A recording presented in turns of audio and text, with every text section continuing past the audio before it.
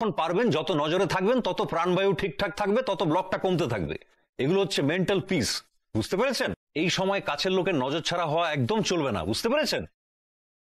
আচ্ছা ঠিক আছে, তাই না হয় করে দেখবো। স্কুলে তো যেতে হবে আমাকে। হ্যাঁ, স্কুলে নিশ্চয়ই যাবেন, মাঝে মাঝে সঙ্গে নিয়ে যাবেন, রোজ যদি না নিয়ে যেতে পারেন। আর ওর কাজকর্ম? আরে এতদিন সংসার জীবন পায়নি, আগে তো সংসার জীবনটা উপভোগ করুক। কাজ করে করে তো টাকার পাহাড় করেছে, এত টাকা দিয়ে করবেটা কি? না না না, স্কুলে যাওয়ার ব্যাপারটা বাদ দিন ডাক্তারবাবু।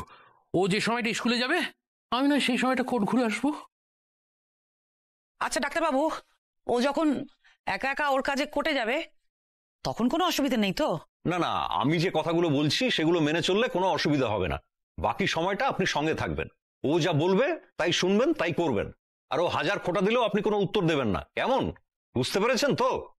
আর যখন বাপের বাড়ি যাবেন, ওকে সঙ্গে করে নিয়ে যাবেন। মানে আমি যখন বাপের বাড়ি গিয়ে থাকবো, ওই উনি 3 দিন করে সপ্তাহে আমার সঙ্গে থাকবেন ওখানে গিয়ে, আমার বাপের বাড়িতে, তাই তো? হ্যাঁ, বাবা থাকলে প্রবলেমটা কি? এ বাবা, জামাইকে 3 দিন রাখার ক্ষমতা নেই তোমার বাপের বাড়ির লোকের? ইস, কে বলেছে ক্ষমতা নেই? কে বলেছে ক্ষমতা নেই? 100 বার আছে, আলবাত আছে, ক্ষমতা নেই কেন? তোমার বাবার কি কোনো প্রেস্টিজ নেই নাকি? ফি হপ্তাহে উনি গিয়ে 3 দিন করে শ্বশুর বাড়ি গিয়ে ঠিক আছে ঠিক আছে, আমি আমার প্রেস্টিজ রাখবো, তুমিও তোমার প্রেস্টিজটা রাখা একটু অভ্যেস করো। 3 দিন করে যাওয়ার কি দরকার? হ্যাঁ, বাপের বাড়ি 3 দিন করে যাবে কেন? সপ্তাহে 1 দিন করে যাবে, আমার সাথে নিয়ে যাবে। 3 দিন করে গেলে কি বলবে বাপের বাড়ির লোক? লজ্জার ব্যাপার, বলবে যে স্বামী খেতে দিতে পারে না, তাই 3 দিন এখানে এসে খাওয়া দাওয়া করছে। তাতে আমার প্রেস্টিজ থাকবে না, তোমারও প্রেস্টিজ থাকবে না, তাই দুজনের প্রেস্টিজ অক্ষুণ্ণ থাকবে। তুমি 1 দিন করে যাবে সপ্তাহে আমার সাথে নিয়ে, হ্যাঁ, তবে আমার মনটাও ভালো থাকবে, প্রাণবায়ু বেরিয়ে আসবে না। ওই অত অপবাদ আমি নিতে রাজি নই। না ঠিক। এ বাবা, তাহলে আমার 3 দিন করে বাপের বাড়ি যাওয়া হবে না? না, হবে না, হবে না। তুই যেদিন যাবে আমাকে সাথে নিয়ে যাবে, মানে তোমার মুখ দেখলে আমার মনটা ভালো থাকবে। আমি বলছি না, আমি বলছি প্রেসক্রিপশন এর মধ্যে সব লিখে দিয়েছি, এটা কিন্তু ঠিক মতো ফলো করতে হবে।